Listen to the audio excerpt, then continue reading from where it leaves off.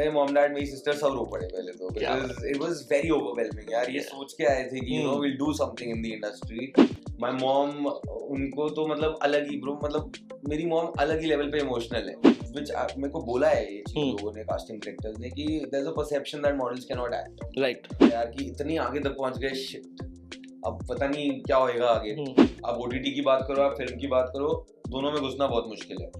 And मुझे exactly sir ने बोला था कि यू नो समझ कि तू थैनोस है और तेरे को एवेंजर्स से लड़ना है। तो मैं लगेज लेके जा रहा था चेक इन करवाने, तो लिटरली मैं बस उसी जोन में चल रहा था। आउट ऑफ नोवेयर एक पुलिस वाला उठ के आया, उसने मुझे बोला कि प्लीज आप अपना बैग चेक करा लो। तब मुझे लगा क्या सही में ऐसी फील सही में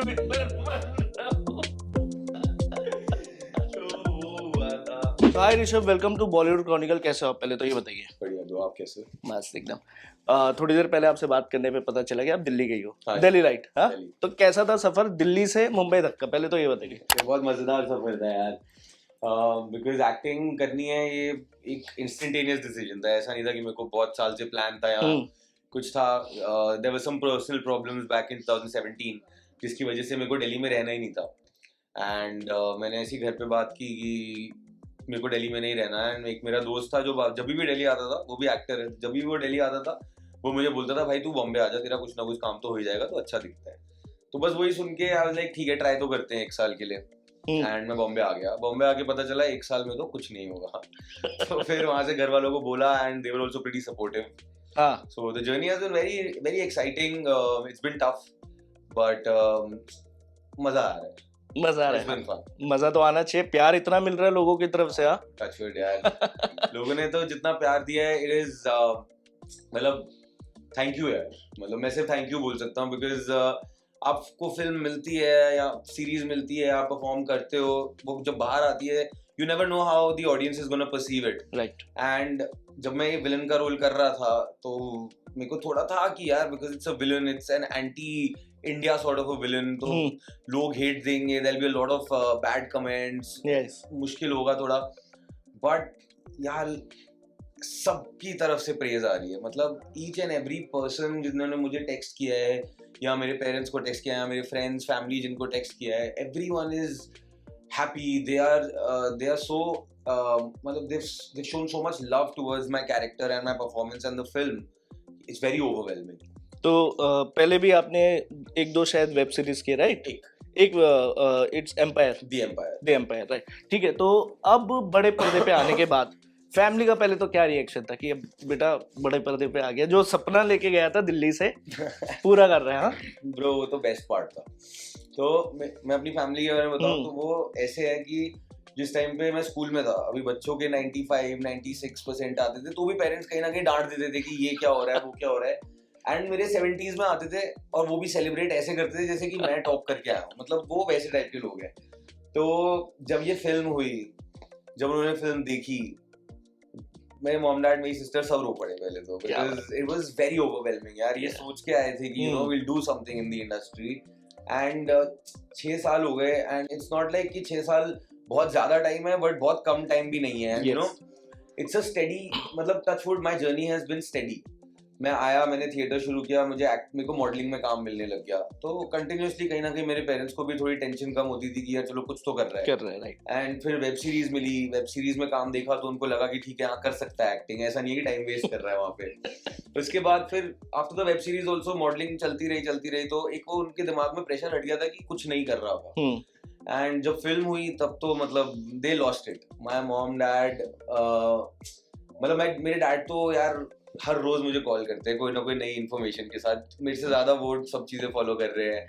माय मॉम, उनको तो मतलब अलग ही ब्रो, मतलब मेरी मॉम अलग ही लेवल पे इमोशनल है, तो वो तो इस टाइम पे बहुत हाई ऑन इमोशंस है। In fact my sister also bro, she is like she is so proud of me right now. उसने मेरे को ऐसे स्वीट मैसेजेस भेजे हैं, दिखता है उसकी बातों में उनकी, you know it's a very overwhelming feeling again what is happening with my family. तो बात की जाए आपकी मॉडलिंग, जैसे आपने बताया मॉडलिंग, तो कितना डिफिकल्ट था सफर मॉडलिंग से एक्टिंग में घुसने का, और कितने ऑब्स्टिकल्स आए कि ऐसा होता है ना यार नहीं हो रहा, मॉडलिंग मिल गई है, कभी उम्मीद जाग रही है, कभी यार रोल नहीं मिल पा रहे? ब्रो मॉडलिंग से एक्टिंग का ना जो एक प्रॉब्लम था व्हिच मेरे को बोला है ये चीज लोगों ने, कास्टिंग डायरेक्टर्स ने, कि there is a perception that models can not act, right.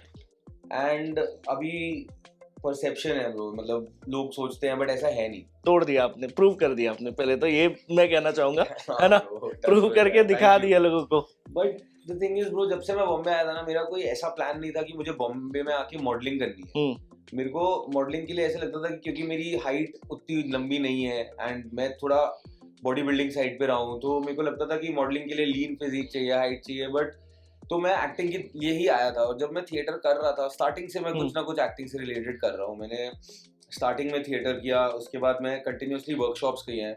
मैंने नीरज कबीर सर के साथ वर्कशॉप की है, मैंने रचित सिंह की वर्कशॉप की है, जो कि मेरे एक्टिंग कोच भी थे इस फिल्म में। कंटिन्यूसली मैं कुछ ना कुछ एक्टिंग से रिलेटेड करते रहता हूँ। मैंने कास्टिंग डायरेक्टर को असिस्ट भी किया है 2-2.5 साल के लिए। तो वो एक्टिंग से मॉडलिंग से एक्टिंग का जो जंप था, वो मेरे को ऐसे कभी वो क्योंकि मेरे को हमेशा एक्टिंग करनी थी और मैं शुरू से ऑडिशंस दे रहा हूँ एंड मैं ट्राई कर रहा हूँ कि कुछ एक्टिंग में मिले। तो एक तो वो परसेप्शन टूटा, मुझे अच्छा लगा उस बात से। बट सेकेंडली, क्योंकि मैं शुरू से एक्टिंग में काम कर रहा हूँ, तो मेरे को कहीं वो नहीं लगा कि मैं जंप ले रहा हूँ। मेरे को वही था कि मेरे को यही करना था। तो इट वाज गुड यार, लोगों का परसेप्शन तोड़ने के बाद। अच्छा, रिजेक्शन की बात क्यों, देखो एक्टिंग जब आप एक्टिंग के लिए ऑडिशन दे रहे थे, रिजेक्शन होता है, रिप्लेसमेंट भी होता है, कई बार ऐसा होता है कि स्क्रिप्ट मिल गई, रोल के लिए सेलेक्ट हो गए, रिप्लेस्ड एंड मोमेंट पे रिप्लेस। तो सबसे बड़ा डिसअपॉइंटमेंट क्या था और उससे ओवरकम कैसे किया आपने? क्योंकि 6 साल छोटा नहीं कहा जा सकता। प्री कोविड भी देखा है आपने, पोस्ट कोविड भी देखा है। सबसे यार प्री कोविड तो क्योंकि मैं आया था उस टाइम पे, तो उस टाइम पे तो कोई ऐसे बोल देता था नहीं ऐड में लुक नहीं फिट हो रहा, तो ही दिल छोटा हो जाता था कि यार शिट यार ऐसे कैसे। बट अगर मेजर में बोलूंगा तो पोस्ट कोविड कई सारे प्रोजेक्ट्स में ऐसे मेरे ऑडिशंस फाइनलाइज हुए, प्रोडक्शन हाउस को पसंद आया, मेरे कॉल्स हुए डायरेक्टर्स के साथ, बट कि इतनी आगे तक पहुंच गए, शिट अब पता नहीं क्या होएगा आगे। बट आफ्टर अ पॉइंट ना मैंने ये रियलाइज किया, आई थिंक सभी कर लेते हैं, कि आप एक बार ऑडिशन दे दो ना, तो उसके बाद आपको उसको भूल जाना चाहिए। राइट। अगर होना होगा तो वो सामने से कॉल कर देंगे। आप बार बार कास्टिंग वालों को कॉल करो या प्रोडक्शन हाउस में कॉल करके बोलो कि क्या हुआ, कैसे हो रहा है, क्या चल रहा है, तो कहीं ना कहीं वो भी इरिटेट हो जाते हैं, क्योंकि वो भी 1000 लोगों का ऑडिशन ले रहे हैं, राइट।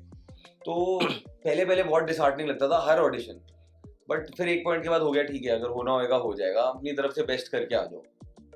तो ओवरकम करने के लिए क्या टेक्निक, ये माइंडसेट, ये आप टाइम के साथ ये माइंडसेट स्टार्टिंग में आके आई थिंक हर एक्टर को ये होता होगा।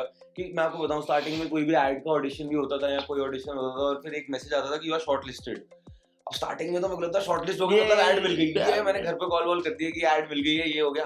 फिर बाद में पता लगा कि नहीं और भी 25 लोग शॉर्टलिस्टेड है, अभी रुक जाओ, उसमें से भी हो। तो वही ओवरकम तो विद टाइम ही होता है। व्हेन यू जब आप 100-200 ऑडिशन दे देते हो और फिर आपको रियलाइज होता है कि ठीक है यार आपने अपनी तरफ से बेस्ट किया, हर एक्टर को पता होता है कि आप ऑडिशन में अपना बेस्ट करके आ रहे हो कि नहीं।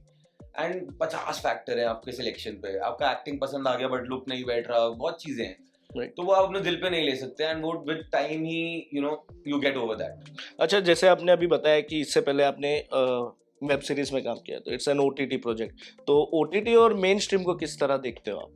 यार मैं दोनों के लिए मेरी में मतलब I have mad respect for both the platform, because it's not easy to get into either. आप ओटीटी की बात करो, आप फिल्म की बात करो, दोनों में घुसना बहुत मुश्किल है। फिल्मों में ज्यादा मुश्किल है बिकॉज कम फिल्में बनती हैं, बट ओटीटी ने क्या किया है ना, ओटीटी ने आपको इंडिया के हर कोने की एक स्टोरी लाके दे दी है। And the best part is कि बिकॉज ऑफ ओटीटी अब ऑथेंटिक लोगों को ज्यादा कास्ट करने की कोशिश करते हैं, जो कि आपको ज्यादा फ्लेवर दे सकते हैं उसका। एंड मतलब यही है ब्रो, मतलब दोनों मीडियम्स ग्रेट है, बिकॉज जब मैंने वेब सीरीज भी की थी तो भी इट वाज शूट तो ऐसे ही होता था, यू नो, राइट, कैमरास हैं, there is proper schedule call time, but timing का भी होता है ना, वो 7 एपिसोड की होती है, हर एक घंटे की, और ये मूवी तो 2 घंटे की, 30-35 दिन में मूवी बन जाती है, उसमें काफी टाइम लगता होगा, राइट? यार नहीं यार, टाइम तो इसमें भी लगा। 2022 में ऑडिशन किया था अप्रैल में मैंने, और अक्टूबर में शूट खत्म हुआ है 23 में, तो 1.5 years तो इसमें भी लगे। वेब सीरीज में भी टाइम तो उतना ही गया था यार, took a year to come out because it was a massive series, right? तो दोनों में टाइमिंग वही है यार, दोनों में अपने मजे हैं, टू बी ऑनेस्ट। आपको किसमें सबसे ज्यादा मजा आया?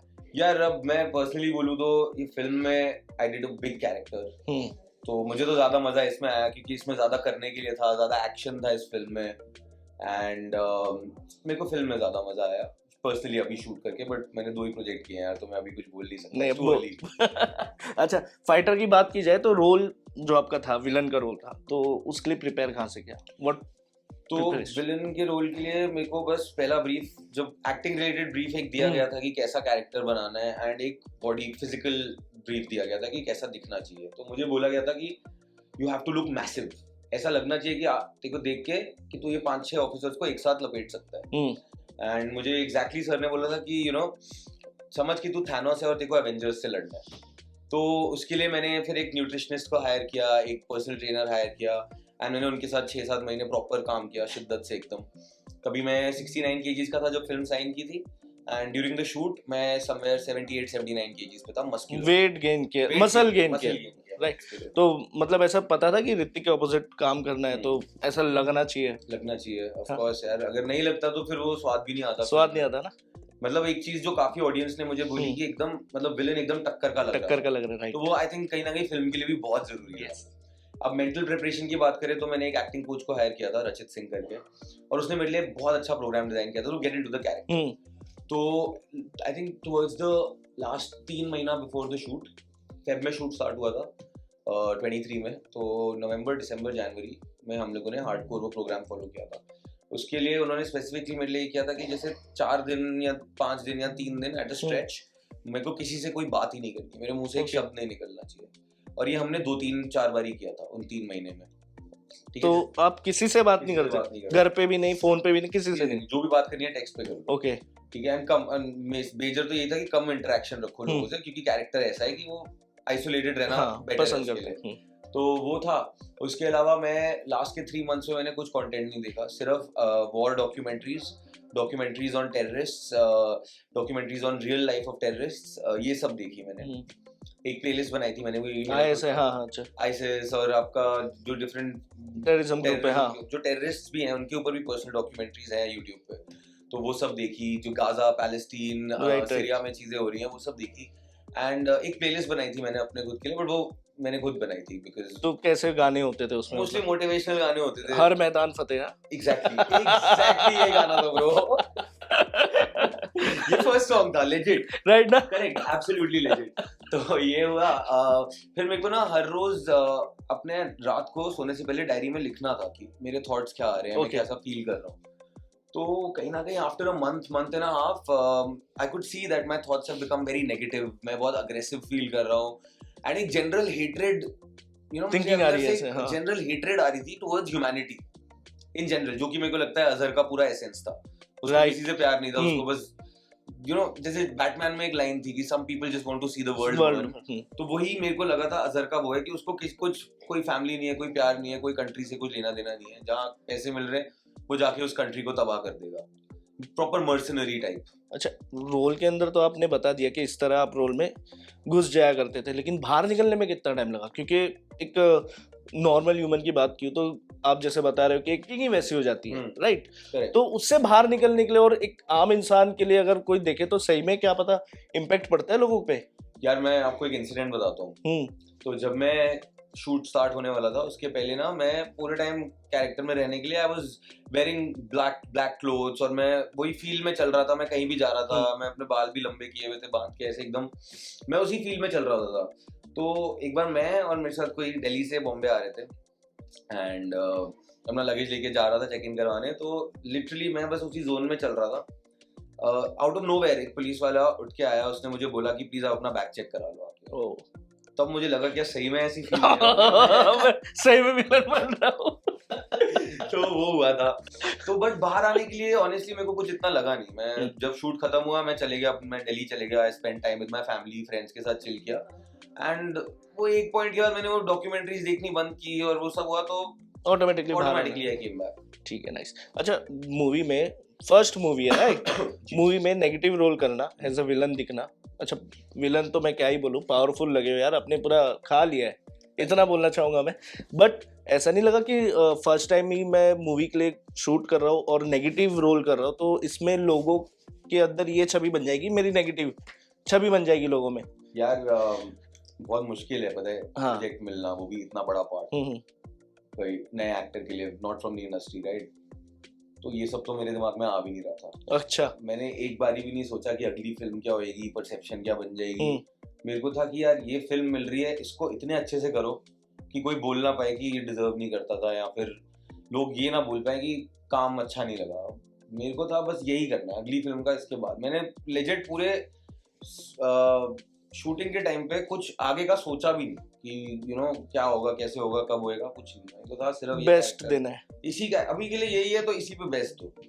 तो मैं बस इसी पे पूरा फोकस करके चल रहा था। मैंने एक बारी भी ऐसा नहीं सोचा कि टाइप कास्ट हो जाऊंगा यार, लोग नेगेटिव तरीके से देखेंगे। क्यों देखेंगे यार, वो तो कैरेक्टर है। मेरे से असली में मिलोगे, मेरे से बात करोगे, अपने आप प्यार हो जाएगा। कैसा ऋषभ, कैसा है फिर ऑफ स्क्रीन? ऐसा ही है ऋषभ, फन लविंग कॉमेडी एकदम। हाँ, फन लविंग कॉमेडी मेरे को अच्छा लगता है। लाइक कि अगर कोई मेरे से मिलके जा रहा है तो वो जितना खुश आया था उससे ज्यादा खुश जाए। राइट, तो वही है। अच्छा, एक इन फ्यूचर कुछ रोल करना चाहो तो कौन सा पसंद करोगे आप रोल करना? Serious role, comedy role? अगर कॉमेडी, फॉर श्योर मेरे को कॉमेडी जॉनर तो एक्सप्लोर करना है, बिकॉज आई थिंक वो बहुत मजेदार होगा। तो कुछ है ऐसा प्रैक्टिस किया हुआ है कुछ की, कुछ कॉमेडी? क्योंकि लोगों ने आपको तो एकदम सीरियस देखे, कम बात करते। मेरे को लग रहा है इंटरव्यू में ज्यादा बात की आपने। कॉमेडी की प्रैक्टिस बचपन से ही चल रही है। अभी दिल्ली में आप अपने दोस्तों के साथ होते हो तो सब एक दूसरे से पंगे लेने की कोशिश करते हैं, और कॉमेडी वैसी बन जाती है। राइट। तो अच्छा, लास्टली मैं आपसे ये पूछूंगा, आपके रोल से आपने क्या सीखा? मेरे रोल से मैंने जो एक चीज सीखी वो है ट्रस्टिंग द प्रोसेस। क्योंकि मेरे को मेरे एक्टिंग कोच ने ये बोला था कि तू जो मैं बोल रहा हूँ ना, अगर तू वो एक्सरसाइजेस को शिद्दत से करेगा और अपने कैरेक्टर बैक स्टोरी पे ढंग से काम करेगा, और स्क्रीन पे जाने शूट करने से पहले बस सब भूल जा, एकदम काम हो जा, ब्रीथ कर and stay in the moment, सब अपने आप निकल के आएगा। और मैंने सच्ची में सिर्फ ट्रस्ट किया इस प्रोसेस को। मैंने पूरी मेहनत से काम किया बिफोर द शूट स्टार्टेड। जब शूट शुरू हुआ मैंने आंखें बंद की, मैं सब भूल गया जो भी मैंने किया था, और मैं बस एकदम मोमेंट पे था, एंड इट वर्कड।